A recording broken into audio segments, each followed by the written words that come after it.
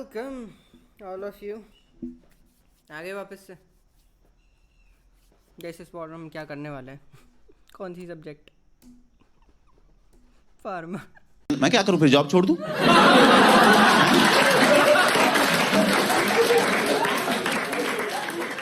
ये फालतू बातें क्यों बता रहे हो मुझे? अच्छा ठीक है, हंसने वाली बात है एक्चुअली कि बहुत ही ज़्यादा वाहियात सब्जेक्ट है ये। और बोलना तो मैं बहुत कुछ चाहता हूँ पर ज़्यादा नहीं बोलूँगा क्योंकि अभी रिज़ल्ट आया नहीं है ना। वट एवर, ठीक है। So directly we are jumping towards anti adrenergic drugs now. ठीक है, सबसे पहले तो हर वीडियो की तरह मैं जो बोलता हूँ कि ये जो भी हम पढ़ रहे हैं ये आपको PDF फॉर्म में डिस्क्रिप्शन में मिल जाएगा, आप डाउनलोड कर सकते हो ना। Now coming to the second important thing जो मुझसे मोस्ट ऑफ द लोगों ने बोला है कि बॉस ड्रग्स के नाम याद नहीं हो रहे। सिंपल सी चीज़, हमेशा एक ही चीज़ बोलता हूँ कि ड्रग्स के नाम याद नहीं हो रहे, करने भी नहीं है ना। More important thing that we focus that we need to focus on is classes of the drugs. हमेशा ये बात बोलता हूँ मैं, ठीक है। क्लासेस पे आप फोकस करोगे, नाम ड्रग्स के वो अपने आप आते चले जाएंगे, है ना। मोर इम्पॉर्टेंट कि आपको क्लासेस याद होनी चाहिए और उसके लिए आपके कॉन्सेप्ट्स क्लियर होने चाहिए। And one more another thing is MCQs, ठीक है। आप जितने MCQ सॉल्व करोगे तो उतनी आपको चीज़ें, ठीक है, याद रहेंगी। सो MCQs हम देखेंगे। अब ये जो क्वेश्चन हैं, ठीक है, टॉपिक क्लियर होते होते आसानी से हमको सारे आ जाएंगे। अब एंटी एड्रेनर्जिक ड्रग्स को अपन दो क्लास में डिवाइड करते हैं, ठीक है। हमें पता है दो रिसेप्टर्स होते हैं adrenergic, alpha receptors and yes beta receptors, ठीक है। तो उसी के बेसिस पे दो ड्रग्स होंगी, दोनों इंपॉर्टेंट है from the UC point of view, ठीक है। एक तो अपना कौन सा alpha blockers and then beta blockers, that I also call they are lol drugs. What? Lol drugs, है। आपने पढ़ा क्योंकि आपको पता होगा, वरना अपन देखेंगे। आज अपन बेसिकली अल्फा ब्लॉकर्स पढ़ेंगे सिर्फ, है ना। एंड यदि हुआ तो कल अपन इसी टाइम पे बीटा ब्लॉकर्स देख लेंगे। तब बकचोदी थी, ठीक है। टॉपिक शुरू करते हैं। Alpha blockers. So alpha blockers का क्लासिफिकेशन में क्या माहौल है now, very easy for us to understand. हमें पता है अल्फा रिसेप्टर्स कितने टाइप के होते हैं, ये भी दो टाइप के होते हैं। कौन कौन से? एक तो alpha 1 yes and then alpha 2, ये बात हमें पता है, ठीक है। तो ड्रग्स भी कौन कौन सी हो गई, यही क्लासेस हो गई। एक तो अल्फा 1 इनिबिटर्स हो जाएंगे, अल्फा 1 ब्लॉकर्स हो जाएंगे और देन अल्फा 2 ब्लॉकर्स, ठीक है। अब मैंने तो यहाँ पे 3 कॉलम बनाए, तो तीसरी क्लास कौन सी होगी? These are drugs that can block both of the receptors. So alpha 1 plus alpha 2 inhibitor. अब देखो, यदि यहाँ पे ऐसे देख रहे हो, यदि ये वीडियो देख रहे हो तो देखो, आत्मज्ञान की प्राप्ति करने के लिए तो देख नहीं रहे हैं ना, ऑब्वियसली हमें फार्मा पढ़नी इसीलिए देख रहे हैं। तो सिर्फ देखो मत, लिख लो साथ में, ज़्यादा याद रहेगा, ज़्यादा टाइम तक याद रहेगा। सो आई सजेस्ट कि साथ साथ में आप लिखते रहो ना। एंड ऑल्सो समझना भी इंपॉर्टेंट है, ठीक है, साथ साथ में। तो ये इसमें समझने लायक कुछ खास है नहीं। अल्फा 1 और अल्फा 2 रिसेप्टर्स हैं, तो या तो ड्रग कर सकती है सिर्फ अल्फा 1 को इनिबिट या सिर्फ अल्फा 2 को या फिर दोनों को। बहुत सिंपल सी चीज़ है। अब सबसे पहले इस पर फोकस कर लेते हैं। ये क्या है? अल्फा 2 इनिबिटर, ठीक है। इसमें एक ही ड्रग अब देखते हैं, कौन सी? दैट इज योहिम्बिन, है ना। अब यहाँ पे एक और टिप मैं आपको दूंगा याद करने के लिए ड्रग्स को, क्या कि क्लास के साथ ड्रग को ऐड कर दूँ, है ना।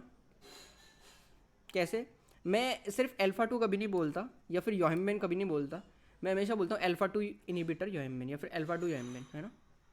इससे क्या होता है, आपको कॉन्सेप्ट हमेशा माइंड में क्लियर रहता है कि ये मैं योहिम्बिन की बात कर रहा हूँ तो what is this alpha 2, always associated with, इन चीज़ों को कनेक्ट करना है ना। और MCQs में ये चीज़ बहुत काम आती है। सो अल्फा 2 योहिम्बिन हमने देख ली, है ना, यही चीज़ लिखी हुई है। एक और ड्रग है दैट इज मैं first of all let me hide myself, idazoxan, ठीक है। आई नो मेरी राइटिंग अच्छी नहीं है बट काम अपन चला सकते हैं। So these are 2 drugs which have discussed, yohimbine and second one idazoxan, alpha 2 yohimbine and idazoxan, ठीक है। टॉक अबाउट नॉन सेलेक्टिव, ठीक है। Obviously these are non selective drugs. कौन कौन से? alpha 1 और alpha 2 inhibitors. These are non-selective. Now before discussing that, ठीक है, ये क्लासेस में हम देख लेते हैं, ये नॉन सेलेक्टिव अल्फ़ा 1 अल्फ़ा 2 और ये अल्फ़ा 1 योहिम्बिन, ये मैंने शायद गलती से गलत टाइप कर दिया है, ये योहिम्बिन है, ठीक है, और ये इडाजॉक्सिन अल्फ़ा 2 योहिम्बिन इडाजॉक्सिन, ये चीज़ तो क्लियर हो गई. अब ये देखो, ये वो माहौल है जो अपने को बनाना है ना. बड़ा क्वेश्चन यूसी में आता है एंड इस साल भी आया था, ठीक है. सो यूसी पॉइंट ऑफ व्यू से फिर से मैं कह रहा हूँ वेरी वेरी इंपॉर्टेंट दोनों क्लासिफिकेशन, अल्फ़ा और बीटा. जनरली बीटा पूछा जाता है, इस बार हुआ भी यही था क्योंकि बीटा पे ज़्यादा फोकस करते हैं, अल्फ़ा आ गया था तो हल्का सा धोखा हो गया था, पर कोई नहीं, है ना. मुझे आता था, इनफैक्ट मुझे ये ही आता था.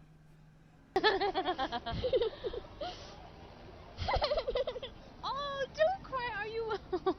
Whatever. ठीक है, पास होंगे, ऐसी बात नहीं है.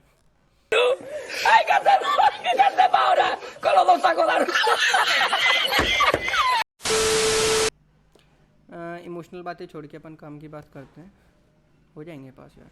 हाँ, कहाँ पे थे?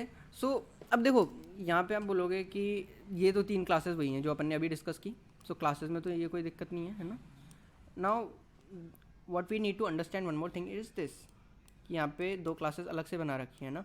सो what KDT is doing is very very simple thing, कि अल्फा एड्रेनर्जिक ब्लॉकिंग ड्रग्स को सबसे पहले ये ठीक है, obviously what is this, inhibition, है ना. तो इनिबिशन के टाइप पे 2 क्लासेस में डिवाइड कर देता. अब आपने फर्स्ट ईयर में पढ़ा है, ठीक है, बचपन में, इवन 12th में पढ़ा है कि इनिबिशन 2 टाइप का होता है. कौन सा? एक तो कॉम्पिटिटिव इनिबिशन होता है ना. So there is competitive inhibition and there is non competitive inhibition, ठीक है ना. फॉर एग्जांपल, हमें ज़्यादा डिटेल में जाना नहीं है फिर भी, ताकि कॉन्सेप्ट हमारी माइंड में ज़्यादा टाइम तक रहे. ये कोई रिसेप्टर है ना. ये सेल मेम्ब्रेन है, ठीक है, ये सेल के ऊपर कोई रिसेप्टर है, ठीक है. तो कॉम्पिटिटिव इनिबिटर क्या करेगा, यहाँ पे कोई नॉर्मल सबस्ट्रेट आएगा, है ना. तो कॉम्पिटिटिव इनिबिटर क्या करेगा, इस जगह आके बैठ जाएगा. ये यहाँ पे ये कॉम्पिटिटिव इनिबिटर आके बैठ गया. नॉन कॉम्पिटिटिव क्या होता है, वो दूसरी जगह पे आके बाइंड करेगा. ये फॉर एग्जांपल कहीं यहाँ पे एलोस्ट्रिक साइट पे, जिसको हम कहते हैं ना, यहाँ पे आके बाइंड किया एंड क्या हुआ, रिसेप्टर की कन्फिग्रेशन चेंज हो गई, है ना. रिसेप्टर फॉर एग्जांपल अभी ऐसा था तो कैसा हो गया, सपोज़ मैंने किया ऐसा हो गया, है ना. ये फर्स्ट ईयर की चीज़ें हम फर्स्ट ईयर में देखते हैं. अब इसका जो सबस्ट्रेट था जो कि इस शेप का था, तो वो इससे बाइंड नहीं कर पाएगा ऑब्वियसली, ठीक है. तो ये कैसा हो गया, नॉन कॉम्पिटिटिव. तो उसी बेसिस पे अपन ने ड्रग्स को डिवाइड कर दिया, ठीक है. फिर से इस चीज़ पर मैं अपनी जवानी के सुनहरे पल क्यों बर्बाद कर रहा हूँ, कि कॉम्पिटिटिव जो भी ड्रग्स होंगी रिवर्सिबल है. Yes, they are reversible. And what does it mean they are reversible, कि ये शॉर्ट ड्यूरेशन के लिए काम करेंगी. क्लियर है, रिवर्सिबल है, शॉर्ट ड्यूरेशन के लिए होंगी, but they are irreversible, so they will be effective for longer duration. और यही चीज़ आपको क्लिनिकली अप्लाई करनी है. कैसे अप्लाई करनी है अभी कर लो. देखो, मैं अभी बता रहा हूँ कि ड्रग्स अपन मोस्टली हाइपरटेंशन के लिए यूज़ करेंगे, ठीक है. तो जब सीवियर हाइपरटेंशन होगा, जब अपने को लॉन्ग एक्टिंग ड्रग्स चाहिए, तो अपन ये यूज़ करेंगे फेनॉक्सीबेंजामीन, है ना.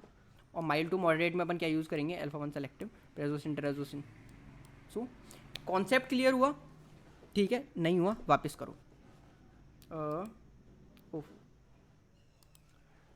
ठीक है, अब वापस से, अब आप भी साथ साथ में लेंगे, ठीक है. क्या हो गया, ये हो गई हमारी अल्फा ब्लॉकर ड्रग्स, हो गई. ये हमने बना दिया 2 क्लासेस. ये सेम चीज़ मैं यूसी में लिख के आया था क्योंकि क्वेश्चन है ना.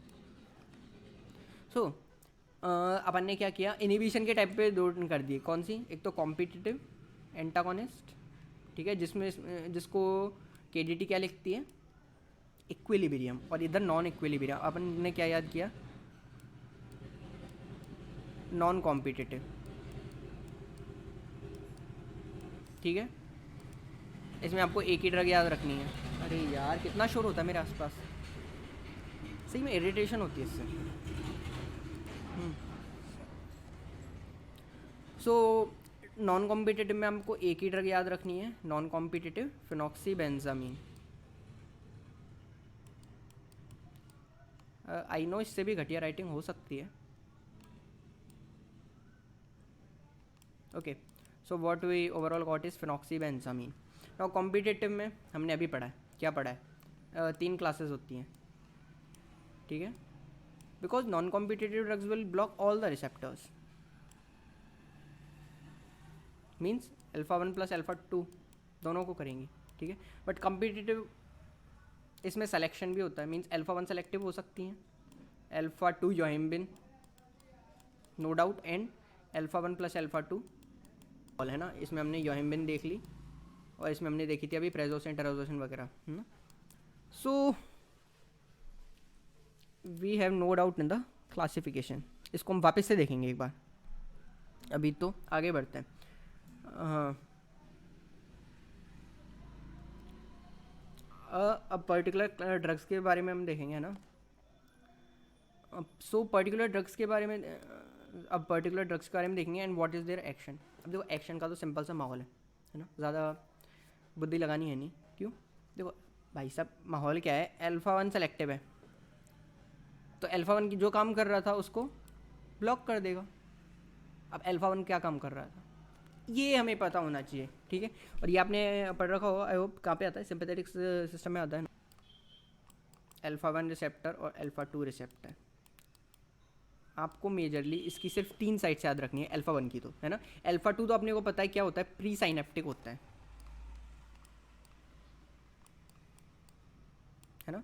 Pre synaptic means it is inhibitor to sympathetic system itself.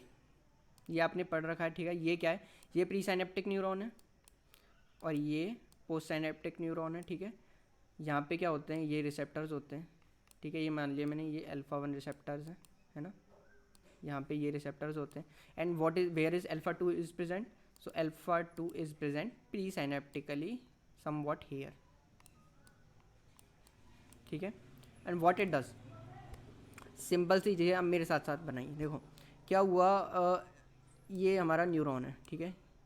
ये उसका एक्सॉन और ये क्या है, सिनेप्टिक टर्मिनल. तो न्यूरॉन में अब हम बात करें सिंपैथेटिक सिस्टम की. सिंपैथेटिक ट्रांसमीटर क्या होता है हमें पता है, व्हाट इज दिस, एड्रेनलिन, ठीक है, epinephrine. So this is it, ठीक है. Okay, so adrenaline got released into the synapse, ठीक है. ये वेसिकल में था, ये वेसिकल से ये रिलीज़ हो गया,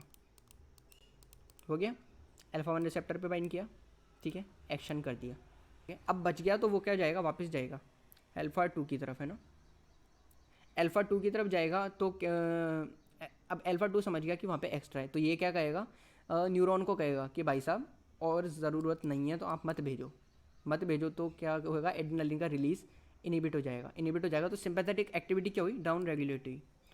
सो बेसिकली ये कॉन्सेप्ट हमें बिल्कुल क्लियर होना चाहिए, है ना. कंफ्यूज होने की ज़रूरत नहीं है, बुद्धि लगाने की ज़रूरत नहीं है. अल्फा 2 क्या कर रहा है, सिंपैथेटिक सिस्टम का उल्टा काम कर रहा है, इनहिबिट कर रहा है, फर्स्ट थिंग, ठीक है. नाउ ठीक है, another thing that we get here is, ठीक है, एड्रेनलिन का एक और क्या होता है यहाँ पे, डिस्ट्रक्शन होता है. वो कौन करता है, मोनोअमीन ऑक्सीडेज, उसके बारे में बाद में बात करेंगे. और ड्रग हम कौन सी यूज़ करते हैं अल्फा 2 को इनहिबिट करने के लिए, योहिम्बिन. इतनी बार इसका नाम ले लिया हमने. और यही फार्मा की क्या है, यही आप मान लो, यही आपके लिए की पॉइंट है, गोल्डन वर्ड्स है. जितनी बार नाम लोगे आप अपने आप अंतरात्मा में बस जाएगी ड्रग, अल्फा 2 योहिम्बिन. हाँ, सो अब बात करते हैं इसके बारे में, अल्फा 1 के बारे में, जो पोस्ट साइनेप्टिकली यहाँ पे प्रेजेंट है. आई नो डायग्राम गंदा है, अंडरस्टैंड कर सकते हैं, ठीक है. सो इसकी आपको सिर्फ 3 लोकेशन याद रखनी है, बस 3 याद रख लो. कौन कौन सी, एक तो smooth muscle, blood vessels, very very important, पता होनी चाहिए. ब्लड वेसल्स में क्या करेगा, वैसो कॉन्स्ट्रिक्शन करता है, ठीक है. क्या करेगा, ब्लड वेसल्स को कॉन्स्ट्रिक्ट कर देगा. रख सकते हो तो स्मूथ मसल्स, या फिर एक ही स्मूथ मसल याद रख लो, आई की, ठीक है. And the last thing that we need to remember is bladder, ठीक है, because we will talk about its effect on prostate. So bladder के साथ सिंपैथेटिक सिस्टम क्या करता है, यूरिन आउटफ्लो के साथ क्या करता है, ऑब्वियसली डिक्रीज करता है उससे। ओके सो ठीक है, अल्फा 1 की आप देखो कहाँ कहाँ पे वैसो कॉन्स्ट्रिक्शन कर रहा है ब्लड वेसल्स में, ये हमने देख लिया। ठीक है, गट में रिलैक्सेशन करता है, ये सारे सिंपैथेटिक एक्शन है, इस पर फोकस नहीं करना। एक तो ग्लैंड्स का सीक्रेशन बढ़ाता है ना, और गैस्ट्रो यूरिनरी स्मूथ मसल का कॉन्ट्रैक्शन करेगा, हमने ये चीज़ देखी। ठीक है, ब्लैडर में क्या करेगा, कॉन्ट्रैक्शन करेगा, और कॉन्ट्रैक्शन करेगा तो क्या होगा, यूरिन आउटफ्लो डिक्रीज होगा फिर से। ठीक है, ये चीज़ें आप जितनी बार पढ़ोगे उतने ही ज़्यादा कॉन्सेप्ट क्लियर होंगे। ब्लैडर यूरिन आउटफ्लो डिक्रीज होगा। अल्फा 2 योइम्बिन, ठीक है, कहाँ पे होता है alpha 2, pre junctional. Basically difference देख लेते हैं कि नॉन सेलेक्टिव ड्रग्स और सेलेक्टिव ड्रग्स में क्या डिफरेंस है। आई डोंट थिंक एक्सप्लेन करने की ज़रूरत है, कॉन्सेप्ट हमारा ऑलरेडी क्लियर हो चुका है।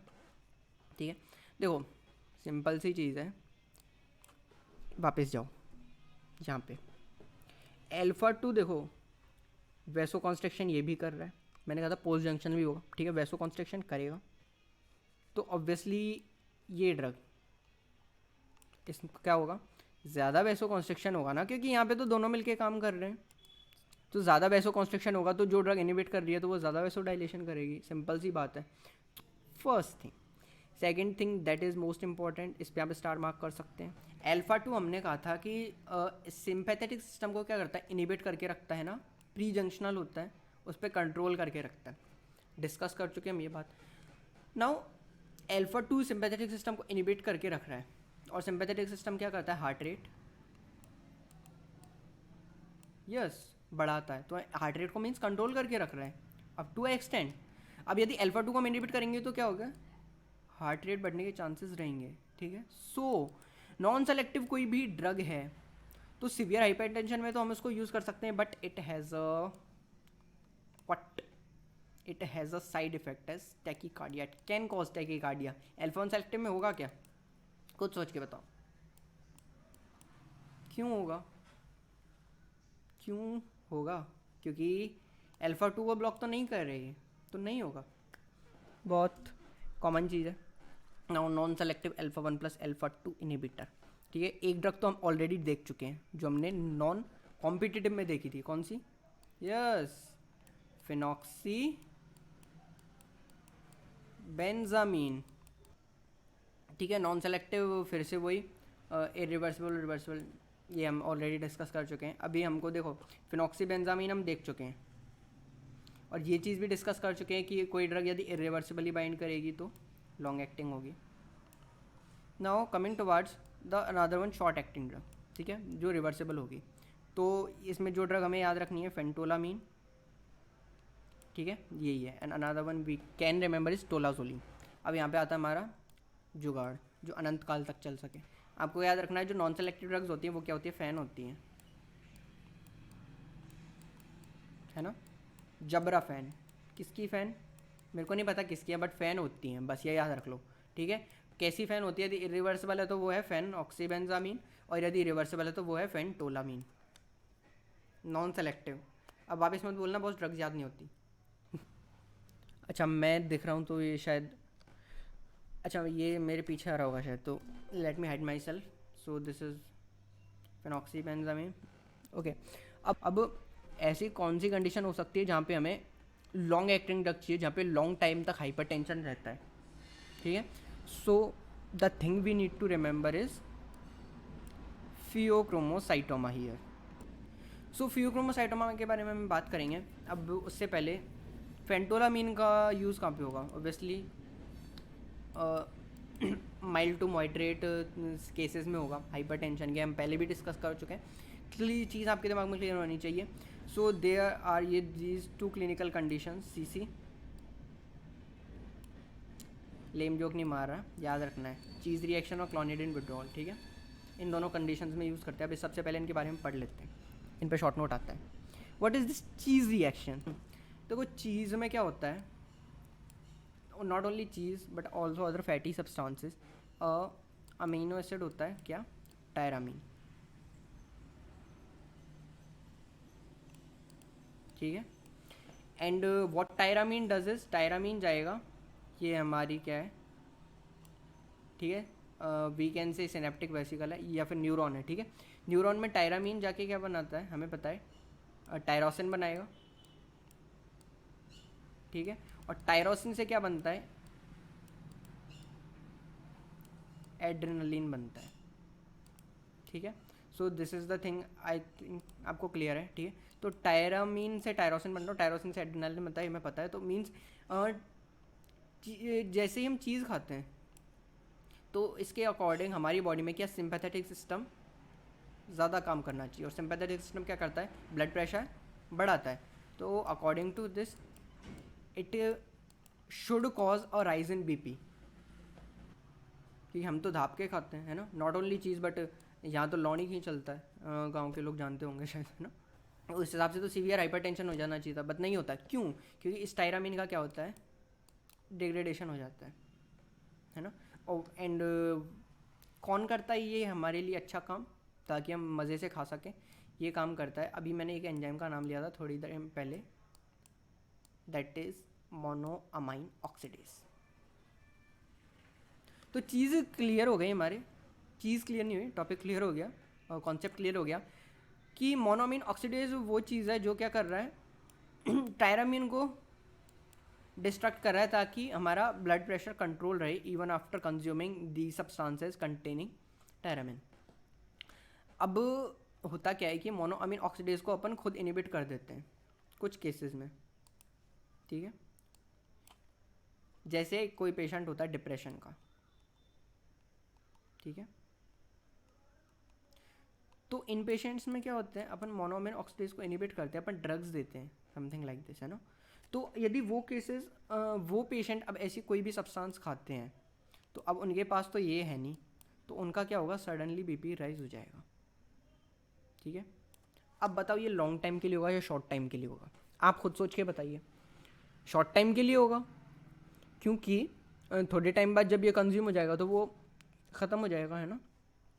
तो बीपी वापस से नॉर्मल आ जाएगा। तो आपने ऐसी ड्रग चाहिए जो शॉर्ट टाइम के लिए एक्ट करे और मज़ेदार अपना काम कर दे, बीपी को कंट्रोल कर दे। And what we use here is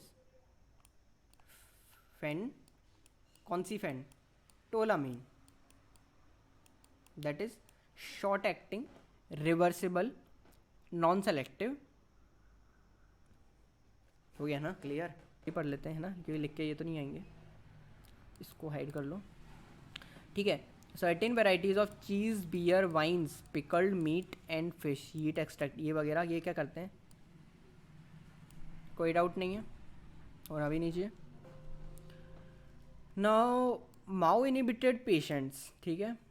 तो ये हम डिस्कस कर चुके हैं, आप खुद भी पढ़ सकते हो, है ना। लार्ज क्वांटिटी, ठीक है, एड्रेनलिन वो रिलीज़ होगा, और क्या हो सकता है, हाइपरटेंसिव क्राइसिस हो सकती है, सेरिब्रोवैस्कुलर एक्सीडेंट हो सकते हैं। ये चीज़ रिएक्शन का डायग्राम है, आप खुद देख लो।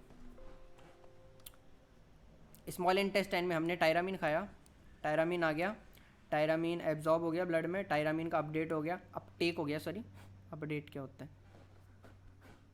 सॉफ्टवेयर थोड़ी ना है कोई, अच्छा ठीक है। और टायरामीन ने क्या किया, हाँ टायरामीन इधर गया, नॉरएड्रेनालिन बना दिया टायरामीन ने, ठीक है, और नॉरएड्रेनालिन का रिलीज़ करवा दिया और माओ ने इसको ब्लॉक कर दिया, ठीक है, माओ ने इसको तोड़ दिया। माओ क्या है, मोनोअमाइन ऑक्सीडेज, ठीक है, ज़्यादा बुद्धि नहीं लगानी इसमें। आ जाओ क्लोनिडिन विड्रॉल। अब देखो सिंपल सी चीज़ है, कोई पेशेंट क्लोनिडिन खा रहा है, दवाई ले रहा है, मज़े से ले रहा है, बट सडनली वो एक दिन भूल जाता है ना। पर बॉडी को तो क्या इसकी आदत हो चुकी है, देखो अल्फ़ा 2 पे काम कर रहा है, तो अल्फ़ा 2 को क्या इसकी आदत हो गई है, एडिक्शन हो गया, नशा हो गया। सपोज़ कि मैंने एक दिन पेशेंट भूल गया, तो उस दिन अल्फ़ा 2 भी काम करना भूल गया। अब अल्फ़ा 2 का काम क्या है, ये तो रेगुलेट कर रहा था, है ना। यहाँ पे मैंने कहा था प्री साइनेप्टिकली था, और एड्रेनलिन के रिलीज़ को रेगुलेट कर रहा था, ज़्यादा आ रहा था तो उसको मना कर रहा था कि भाई मत आ, ज़रूरत नहीं है तेरी। बट अब तो उसको कोई कहने वाला है नहीं एड्रेनलिन को, ज़रूरत नहीं है, तो वो तो दबा के आएगा। तो सिंपैथेटिक सिस्टम एड्रेनलिन रिलीज़ ज़्यादा हो गया, सिंपैथेटिक सिस्टम का ज़्यादा हो गया, ठीक है। और हमें पता है ये ज़्यादा होगा तो क्या होगा, हाइपरटेंशन, फिर से जो हमने चीज़ रिएक्शन में पढ़ा, ठीक है। Major thing that we have to focus on है दिस। एंड ऐसी किसी भी कंडीशन में हमें फिर से कैसी ड्रग चाहिए जो शॉर्ट एक्टिंग हो, समझ जाओ यार, ठीक है। सो क्लोनिडिन विड्रॉल हो, चीज़ रिएक्शन हो, ठीक, अलार्मिंग राइज इन बीपी, आप खुद पढ़ लेना, है ना। ये नॉन सेलेक्टिव ड्रग देखी हमने, एक तो देखी कौन सी, इक्विलिब्रियम वाली, कौन सी देखी, फेंटोलामीन देखी, और एक हमने देखी phenoxybenzamine. Now there are other classes, ये आपको याद होनी चाहिए, ठीक है। एक एरगट्स होते हैं, बस ये याद रख लो, एरगट, ठीक है, एर्गोटामीन और एर्गोटॉक्सिन, एरगट्स। अब ये आप बोलोगे ये भी तो क्लास है, इसमें कुछ नहीं, हाइड्रोजनेटेड, तो डाईहाइड्रो और जोड़ देना, तो एर्गोटामीन है तो डाईहाइड्रो एर्गोटामीन और डाईहाइड्रो एर्गोटॉक्सिन, बस, ठीक है। एर्गोटामीन, ठीक है, यूसी के लिए तो आपको याद रखनी है, बाकी इस पर एक दो एमसीक्यू बनते हैं। सो क्लोरप्रोमाजिन, इसको भी रहने दो, जरूरत नहीं है, ठीक है। फेंटोलामीन हमने पढ़ ली, फेनॉक्सीबेंजामीन हमने पढ़ ली। Now let's come towards the most important class, that is alpha 1 selective. आ जाओ, अल्फा 1 सेलेक्टिव ड्रग है, आप बस इसमें याद रख लो, ये जोशी वाली जो भी ड्रग्स होंगी वो सारी क्या होंगी, अल्फा 1 इनहिबिटर होंगी, ठीक है। जोसिन, ठीक है, प्रतीक जोशी के नाम पे रखा है इसको, ठीक है। और भी है जोशी, जैसे उसका भाई टेराजोसिन, उसकी बहन एल्फुजोसिन, और उसके चचा जी डॉक्साजोसिन। तो प्रेजोसिन, टेराजोसिन, अल्फुजोसिन, डॉक्साजोसिन, ठीक है। किसकी बात कर रहे हैं हम, अल्फा 1 सेलेक्टिव की। अल्फा 1 सेलेक्टिव में आपको ये याद रखना है बस। Now there are other drugs also, that is silodosin and tamsulosin, ठीक है। अब इनको हम अलग से देखेंगे, अलग से क्यों देखेंगे, देखो अल्फा और बीटा होते हैं सिंपैथेटिक, ज़्यादा टाइम ले रहा हूँ मैं, ठीक है। अब देखो अल्फा 1 में भी अलग बकचोदी होती है, इसमें भी दो टाइप के रिसेप्टर्स होते हैं, अल्फा 1A और अल्फा 1B, ठीक है। इंपॉर्टेंट हमारे लिए क्या है, सिर्फ अल्फा 1A है, अल्फा 1A सेलेक्टिव भी होती हैं, अल्फा 1A पे ज़्यादा ब्लॉक करती हैं, और ये चीज़ हम क्लिनिकली यूज़ भी करते हैं, कैसे करते हैं आगे देखेंगे। उसके पहले अब देखो एडवर्स इफेक्ट्स देखो इनके, एक जो एडवर्स इफेक्ट्स आपको बहुत ये हर जगह याद रखना है वो क्या है, एक पोस्चुरल हाइपरटेंशन आप पढ़ेंगे, पोस्चुरल हाइपोटेंशन। अब देखो सिंपल सी चीज़ है, हमें पता है कि यदि कोई पेशेंट सुपाइन पोजीशन में लेटा हुआ है, ठीक है, ये सपोज किया हम जैसे लॉकडाउन में पड़े रहते हैं, कोई पड़ा हुआ है, ठीक है, तो हार्ट पे अब ग्रेविटी का कोई भी रोल नहीं है, तो हार्ट नॉर्मली ब्लड को क्या कर रहा है, पंप कर रहा है, पूरी बॉडी में इजीली ब्लड सर्कुलेट कर रहा है। बट जैसे ही हम खड़े होते हैं, ठीक है, सुपाइन पोजीशन से हम आ गए तुरंत स्टैंडिंग पोजीशन में, ठीक है। हम सुबह आराम से पड़े हुए थे, अचानक पता चला 8 बजे क्लास है, तो हम खड़े हो गए। अब क्या होगा, ब्लड सारा का सारा क्या होगा, नीचे के ग्रेविटी की वजह से नीचे के एरियाज में पुल कर जाएगा, है ना। सो बिकॉज ऑफ दिस, ठीक है, जो बुक में एक्चुअली लिखा हुआ है, pulling of blood in the lower compartments of the body की वजह से क्या होगा, हाइपोटेंशन होगा उन एरियाज में, क्योंकि सारा ब्लड तो नीचे चला गया, तो बाकी जगह तो क्या हो जाएगा, हाइपोटेंशन हो जाएगा, है ना। ऐसा होना चाहिए एक्चुअली, ये थ्योरी है, बट होता नहीं है, पहले नहीं होता। और क्यों नहीं होता, क्योंकि ब्लड वेसल्स क्या कर जाती हैं, कॉन्ट्रैक्ट कर जाती हैं, ठीक है। ये यदि ये डायलेटेड थी, ये कोई भी ब्लड वेसल थी, तो क्या कर गई, खड़े होने पे कॉन्ट्रैक्ट कर गई, तो ब्लड प्रेशर मेंटेन हो गया।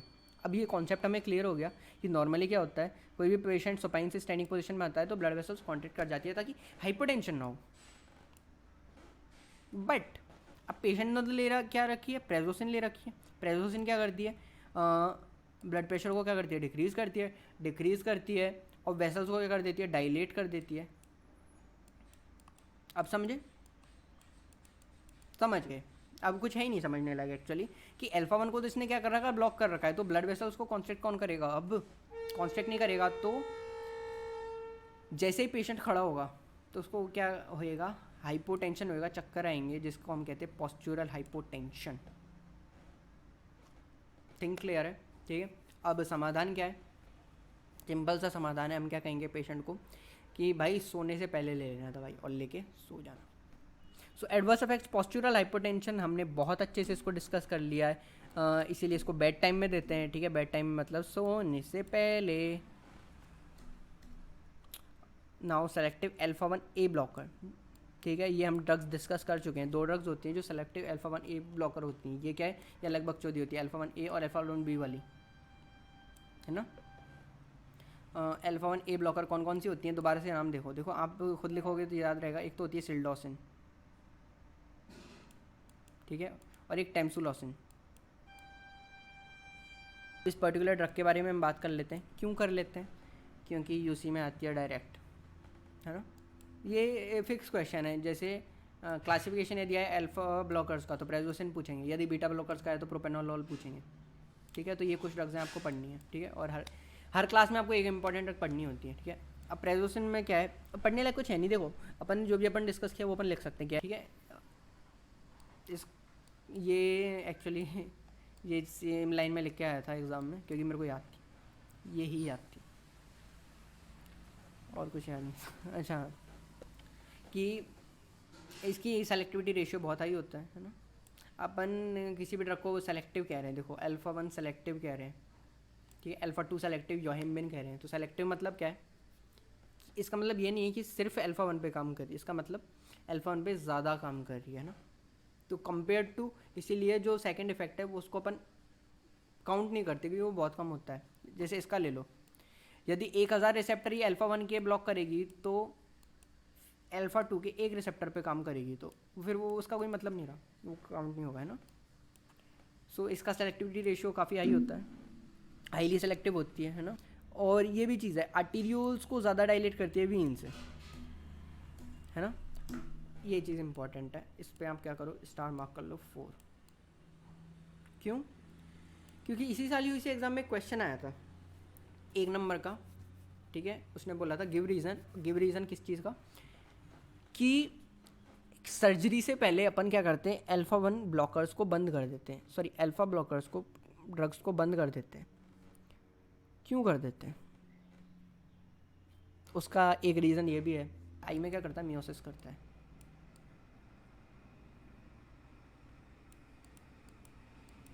मियोसिस करता है और ब्लड वेसल्स में, ये अपन ने पढ़ लिया, हाइपरटेंशन में अपन यूज़ कर रहे हैं। अभी ये चीज़ है जिस पे अपन को फोकस करना है। क्यों, ठीक है। अब कोई पेशेंट आता है, एल्डरली पेशेंट, ऑब्वियसली हाइपरटेंशन की प्रॉब्लम मोस्टली एल्डरली पेशेंट्स में ही होती है ना, एज रिलेटेड कंडीशन होती है। तो कोई पेशेंट आता है एल्डरली, कैटरैक्ट लेके अपने पास, अब आएगा कहानी में मज़ा, है ना। कैटरैक्ट लेके कोई भी पेशेंट आया, अब आप खुद सोचोगे एल्डरली पेशेंट है तो हाइपरटेंशन की इसको प्रॉब्लम तो होगी। यदि आपने पढ़ रखा है तो आप सोच लोगे, यदि नहीं पढ़ रखा तो आप सीधी सर्जरी कर दोगे। अब कैटरैक्ट सर्जरी में अपन क्या करेंगे, आई में ड्रॉप डालेंगे, प्यूपल को डायलेट करेंगे, है ना, देन सर्जरी करेंगे, ठीक है। अब मोर चांसेस है कि वो पेशेंट हो सकता है कि हाइपरटेंशन का तो हो सकता है एंटी हाइपरटेंसिव लेता हो सकता है अल्फा ब्लॉकर लेता हो सकता है प्रेजोसिन लेता हो, alpha 1 blocker, selective alpha 1 blocker, ठीक है। What ever it is, means उस ड्रग ने तो क्या कर रखा है, मियोसिस कर रखा है, प्यूपिल को कॉन्स्ट्रिक्ट कर रखा है। और हमने कौन सी ड्रग दे दी कैटरेक्ट सर्जरी के लिए, हमने ऐसी ड्रग दे दी जो प्यूपिल को डायलेट करेगी। तो प्यूपिल कहता है मिल के हमको पागल बना रहे। प्यूपिल कहता है ऐसी तैसी करवाओ, वो कंफ्यूज हो जाता है, वो क्या करता है, कभी डायलेट कभी कॉन्स्ट्रिक्ट, तो उसको हम क्या कहते हैं, फ्लॉपी आइरिस कहते हैं, ठीक है। आइरिस की मसल्स कंफ्यूज हो जाती हैं तो वो बार बार फ्लॉकुलेट करने लग जाती हैं, तो उसको हम फ्लॉपी आइरिस कहते हैं। ये चीज़ आपको पता होनी चाहिए, ठीक है। सिंपल सा कॉन्सेप्ट है। Now uses, this is our topic का एंड है हमारा, ठीक है। यूजेस जो बुक में लिखे हुए हैं, 5 यूजेस लिखे हुए हैं, 5 आपको पॉइंट वाइज याद कर लेते हैं। फियोक्रोमोसाइटोमा हमने पढ़ रखा है अभी, क्या है, ट्यूमर ऑफ द, देखो tumour of the adrenal medullary cells है, ठीक है। अब मेडुलर सेल्स में क्या होगा, तो क्या होगा, ऑब्वियसली मेडुला से सीक्रेशन ज़्यादा होंगे तो एड्रेनालिन ज़्यादा होगा, तो परसिस्टेंट हाइपरटेंशन रहेगा। आपको क्या याद रखना है, परसिस्टेंट। इसीलिए हम कैसी ड्रग देंगे जो लॉन्ग एक्टिंग हो, लॉन्ग एक्टिंग मीन्स, जाओ वापस से, इरिवर्सिबल, इरिवर्सिबल में फैन, कौन सी फैन, फेनॉक्सी बेंजामीन। सो फेनॉक्सी बेंजामीन, ठीक है, देते हैं। अब इसके लिए हम एक टेस्ट करते हैं, फेंटोलामीन टेस्ट, ठीक है। डायग्नोसिस देखो वैसे तो अलग होती है, ये डायग्नोसिस के लिए वैसे कंफर्मेटरी मेथड है भी नहीं, बट बुक में लिखा हुआ है तो आपको याद होना चाहिए। कैसे करते हैं, देखो 5 mg अपन ने किसी भी पेशेंट में IV फेंटोलामीन दे दी, ठीक है। और यदि उस पेशेंट में फॉल इन बीपी देखा जाता है, ये आपको डेटा याद रखना है कितना, 35 mg सिस्टोलिक या फिर more than 25 mg diastolic, this is indicative of pheochromocytoma. फिर से ट्रीटमेंट के लिए हम कौन सी ड्रग यूज़ करेंगे, phenoxybenzamine, because it is long acting. और सबसे बेटर ट्रीटमेंट तो वो तो है सर्जिकल रिमूवल ही है, ठीक है, उसको रिमूव कर दो। सो फियोक्रोमोसाइटोमा के बारे में बात कर ली। हाइपरटेंशन के बारे में हम बहुत ज़्यादा डिटेल में बात कर चुके हैं, ठीक है। Another thing is benign hypertrophy of prostate, इसीलिए हम ब्लैडर को बार बार घुसा रहे थे।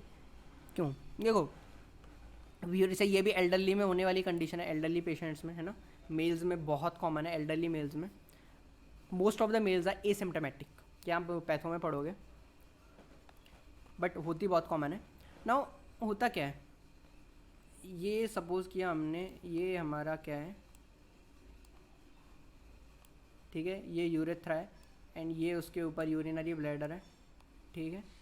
और प्रोस्टेट कहाँ होती है, हमें पता है यूरेथ्रा के साइड में होती है, ठीक है, दोनों साइड होती है, होती एक ही है पर दोनों साइड होती है, ठीक है। अब हाइपरट्रोफी ऑफ प्रोस्टेट, अब आपने यदि जनरल पैथो पढ़ रखी हो तो आपको पता है हाइपरट्रोफी में क्या होता है, प्रोस्टेट विल नाउ इंक्रीज करेगी, तो क्या करेगी, ठीक है, इंक्रीज करके इतनी आ गई सपोज किया, तो यूरेथ्रा तो कॉन्स्ट्रिक्ट हो गया हमारा, सो यूरिन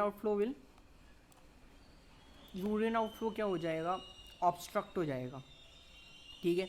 अब हमने अभी पढ़ा सिंपैथेटिक सिस्टम क्या कर रहा था, यूरिन आउटफ्लो को डिक्रीज कर रहा था, और ब्लॉकिंग ड्रग्स क्या करेंगी, सो कॉन्सेप्ट क्लियर है, हमारी अल्फा ब्लॉकिंग ड्रग्स क्या करेंगी, यूरेथ्रा को डायलेट कर देंगी, यूरेथ्रा को डायलेट कर देंगी तो यूरिन आउटफ्लो क्या हो जाएगा, यूरिन आउटफ्लो तो नॉर्मल हो जाएगा। Now one more question here arises, book में क्लियरली लिखा हुआ है, बहुत इंपॉर्टेंट कॉन्सेप्ट है कि देख ही लो, ठीक है। अल्फा ब्लॉकिंग ड्रग्स यूरेथ्रा को डायलेट कर देंगे, ठीक है, मीन्स सिम्टोमेटिक इफेक्ट आ जाएगा, ठीक है। पेशेंट क्या लेके आएगा अपने पास, सिम्टम कि यूरिन नहीं आ रहा बहुत टाइम से, डॉक्टर साहब यूरिन नहीं आ रहा मेरा, है ना, तो अपन ने अल्फा ब्लॉकर दी तो पेशेंट खुश हो गया, यूरिन आउटफ्लो तो बढ़िया हो गया, बट डिजीज़ के प्रोग्रेशन में क्या कोई इफेक्ट आएगा, नहीं। प्रोस्टेट की साइज़ में कोई इफेक्ट आएगा, नहीं। तो उसके लिए अपन कौन सी ड्रग्स देते हैं, उसके लिए आप पढ़ोगे एंडोक्राइन सिस्टम में, ठीक है। उसके लिए अपन ड्रग्स देते हैं लाइक फिनास्टेराइड। सो कॉन्सेप्ट क्लियर है कि alpha blocker drugs urethra dilate करेंगी, सिम्टोमेटिक ट्रीटमेंट देंगी, बट 5 अल्फा रिडक्टेज है ना, मैं गलत बोल गया, DHT actually alpha reductase DHT बनाता है, तो उससे इनहिबिट हो जाएगा, है ना। सो 5 alpha reductase inhibitor will arrest the growth and reduce the size of prostate. Now peripheral vascular diseases में भी यूज़ कर सकते हैं, ठीक है, वही कॉन्सेप्ट वही है, क्या करेंगे, वैसोडाइलेशन करेंगे, ठीक है। अब देखो ऑब्स्ट्रक्टिव कंडीशंस में यूज़ नहीं होंगी, कौन सी कंडीशंस में यूज़ होंगी, जहाँ पे वैसो कॉन्स्ट्रिक्शन हो रहा है। मतलब क्या है, मतलब सिंपल सा है, ठीक है। पेरिफेरल वेस्कुलर डिजीज़, एक तो ये कह रहा है कि ये कोई ब्लड वेसल है, ये भी कोई ब्लड वेसल है, ठीक है। अब यदि यहाँ पे कोई ऑब्स्ट्रक्शन हो रखा है, ठीक है, सपोज क्या है, यहाँ पे हमने प्लाक बन गया, ठीक है, एरिथ्रोमेटस प्लेग बन गया, ठीक है, ऑब्स्ट्रक्शन हो गया ये मान लो, ठीक है, या फिर कोई भी क्लॉट आके फंस गया, तो ऐसी कंडीशन में अल्फा ब्लॉकर ड्रग्स का कोई काम नहीं है, ठीक है। ऐसी कंडीशन में हमें या तो क्लॉट रिमूवल, जो भी क्लॉट थिनिंग ड्रग्स हैं, ठीक है, वो देनी पड़ेंगी। बट यदि कंडीशन हमारी प्रॉब्लम क्या है, वैसो कॉन्स्ट्रिक्शन है, ये वैसो कॉन्स्ट्रिक्शन हो रखा है, पेरिफेरल वेस्कुलर डिजीज़ उसकी वजह से आ रही है, तो उस केस में हमारी ड्रग वैसोडाइलेशन कर देगी और पेशेंट बढ़िया चंगा हो जाएगा, ठीक है। और ऐसी कौन सी कंडीशन है आपको एक जो याद रखनी है, दैट इज़ रेनॉल्ड्स डिजीज़, ठीक है। रेनॉल्ड्स डिजीज़ देखो, ये रहा रेनॉल्ड्स फिनोमेनन और एक्रोसाइनोसिस, तो उसमें गुड सिम्टोमेटिक ट्रीटमेंट आएगा, ठीक है। प्रेजोसिन दे सकते हैं, फेनॉक्सीबेंजामीन दे सकते हैं, सेलेक्टिव नॉन सेलेक्टिव दोनों, and this is for penile erection में भी। और इसमें एक और चीज़ है, ये यदि आप डिटेल में पढ़ोगे तो ये वैसे ज़्यादा दिमाग लगाना नहीं है, ठीक है। प्रायोपिज्म क्या होता है, पेनफुल अनवांटेड इरेक्शन होता है, ठीक है, हमने इरेक्शन के लिए दी बट अनवांटेड अब हमेशा के लिए हो गया, हम नहीं चाह रहे तब भी हो रहा है, तो ये इसका साइड इफ़ेक्ट होता है। और इससे परमानेंट डैमेज भी हो सकता है। सो ठीक है, दैट वाज ज़्यादा हो गया, ज़्यादा डिटेल में घुसना नहीं है। अब अपने यूजेस देखें, ठीक है, यूजेस ही लिखने हैं एग्ज़ाम में। पहला बोलते जाओ, फियोक्रोमोसाइटोमा, फिनॉक्सीबेंजामीन यूज़ की, ठीक है। देन हाइपरटेंशन हमने देखा। देन हमने देखा क्या, BHP benign hypertrophy prostate, peripheral vascular disease, जिसमें सिर्फ कौन सी डिजीज़ में देते हैं जो वेसो कॉन्स्ट्रक्टिव होती है, रेनॉल्ड्स फिनोमिनन। एंड देन अब फेंटोलामिन इंड्यूस पेनाइल इरेक्शन पाइप। फिर से देखो, टॉपिक हमारा यहीं पे हो गया आई थिंक, है ना, और कुछ थोड़ी है इसमें। और अभी नीचे है नो दिमाग की बीटा ब्लॉकर्स कल देखेंगे।